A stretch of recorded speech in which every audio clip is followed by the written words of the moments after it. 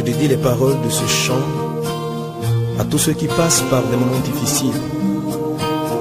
C'est en de tels moments que Dieu m'a donné de composer ces paroles, qu'elles puissent vous fortifier dans le nom de Jésus.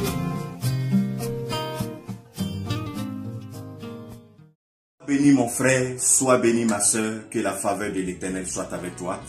Donc nous continuons nos séries d'enseignements sur le désert. Comme nous l'avons dit, le désert c'est une situation d'inconfort, c'est une situation souvent dite difficile, mais en réalité elle n'est pas difficile parce que le Seigneur la traverse avec nous. Donc le désert, Dieu nous y conduit afin de parler à notre cœur et nous former pour nous rendre meilleurs.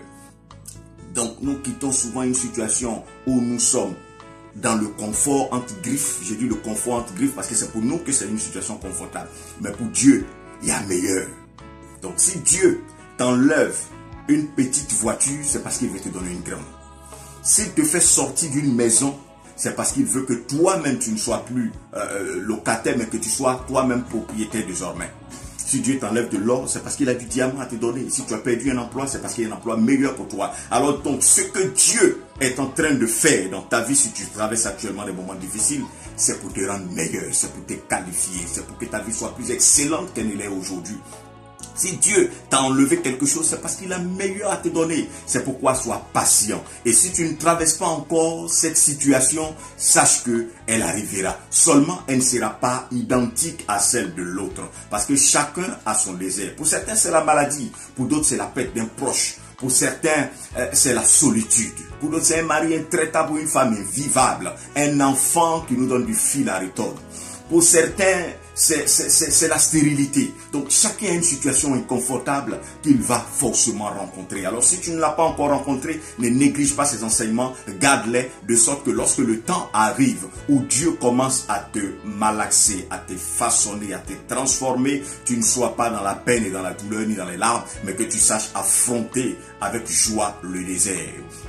Donc tu es déjà dans une situation que tu trouves confortable et le Seigneur veut t'enlever de cette situation pour toi confortable, pour t'amener dans une situation inconfortable. Mais entre la situation confortable et la situation inconfortable, il y a dans le futur Canaan. Parce que on traverse Canaan, on traverse le désert pour entrer à Canaan. C'est parce que Dieu veut te conduire à Canaan, dans un lieu où le lait et le miel, qu'il te fait passer par le désert. Tu es obligé de passer par le désert pour entrer à Canaan, pour une raison que nous verrons plus tard. Sache simplement que, à l'image du peuple hébreu, qui en Exode 14, le verset 12, disait à Moïse, lorsqu'ils étaient en face de la mer, n'est-ce pas ce que nous te disions lorsque nous étions en Égypte? Parce que quand ils étaient en Égypte, il y a des choses qu'ils disaient à Moïse.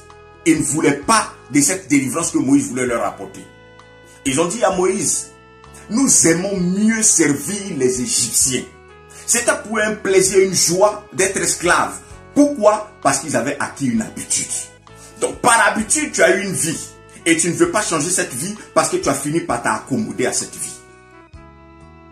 Tu as fini par trouver plaisir à cette vie. Tu gagnes 2000 € par mois, c'est beaucoup pour toi. Tu arrives à couvrir tes charges, mieux tu arrives à donner. Tu gagnes 2500 $,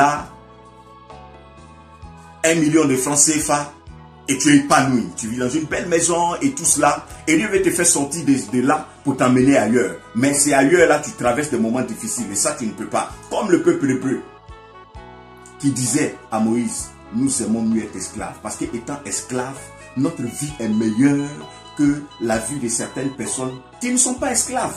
Alors si étant esclaves, comme ils le disent en Nombre 11, le verset 5, en Égypte, nous mangions du poisson et qui ne nous coûtait rien. Des concombres, des melons, des œufs. Tu étais maîtresse et puis ton maître te donnait 500 000, 1000 €, 1500 $ et tu étais heureuse. Et tu dois quitter ce confort-là pour aller dans un confort où tu ne seras plus maîtresse mais mariée. Mais là, tu rencontres des difficultés. Dieu veut te prendre pour faire une femme, un homme de guérison, de délivrance. Et tu rencontres la maladie. Parce qu'il faut d'abord que tu expérimentes ce que c'est que la maladie pour connaître ce que c'est que la guérison. Si tu ne meurs pas, tu ne peux pas ressusciter. si tu n'as jamais été abaissé, tu ne peux pas connaître ce que c'est que la gloire. Alors Dieu, parce qu'il veut t'élever, parce qu'il veut t'emmener plus haut, te fait d'abord descendre. Parce que la hauteur dans laquelle Dieu veut te conduire dépend de la profondeur dans laquelle il va te mener. Alors sache que si aujourd'hui tu traverses des moments difficiles, ce n'est pas parce que Dieu ne t'aime pas. Peut-être que pour l'autre, le désert, il a 10 millions par mois. Il a 20 000 euros sur son compte. Il est en train de traverser des déserts comme ça. Et toi, qui n'as que 200 000 francs sur ton compte, tu trouves que tu souffres et c'est difficile. Tu n'as que 500 euros, tu n'as que 1000 $ sur ton compte et c'est difficile pour toi. Tu regardes à l'autre et tu trouves que toi tu souffres. Non, il n'a pas un désert meilleur que le tien.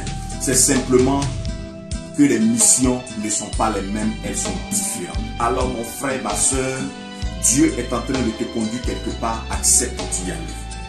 Vas-y progressivement. Ne fais pas comme ce peuple-là qui regardait en arrière et se souvenait de l'esclavage dans lequel il vivait et que trouvait confortable. Ne regarde pas la vie que tu as eue dans le passé. Ne regarde pas ce que tu gagnais dans le passé, mais regarde plutôt ce que tu auras dans le futur. Regarde plutôt ce que tu auras dans l'avenir, parce que ce que tu auras dans l'avenir sera forcément meilleur à ce que tu as fait dans le passé. Parce que ce que tu avais dans le passé est toujours bas par rapport à ce que Dieu veut te donner. C'est pourquoi il dit, la gloire de la seconde maison sera plus grande que la gloire de la première maison. Parce que là, le Seigneur se glorifie davantage. Après t'avoir épuré, le Seigneur laisse déverser sur toi sa bonté, sa gloire, sa fidélité. Mon frère, ma soeur, j'aimerais que tu retiennes. Si aujourd'hui tu es dans un confort et que tu n'as pas encore traversé le désert comme je le dis, sache qu'il viendra. Mais ça ne sera pas pour te tuer, ça sera pour te rendre meilleur, ça sera pour te qualifier. Et si aujourd'hui tu es en train de traverser des moments difficiles, sache que Dieu est en train de te conduire quelque part où tu arriveras forcément. Alors sois patient, endure l'épreuve et avance. Parce que après la pluie vient le beau temps. La nuit a beau durer, viendra le jour. Sur ces paroles, je veux m'arrêter là. Sois béni et que la grâce et la faveur de l'Éternel soient avec toi. Si tu as aimé et que ces quelques paroles t'ont fait du bien, n'hésite pas à les partager autour de toi afin aussi de bénir la vie de quelqu'un. Nous continuerons la prochaine fois. Reste dans la faveur de Dieu et que le Seigneur te soutienne et te rende plus fort pour avancer dans sa grâce au nom de Jésus. Sois béni. Amen. Car je marche dans l'assurance, je ne crains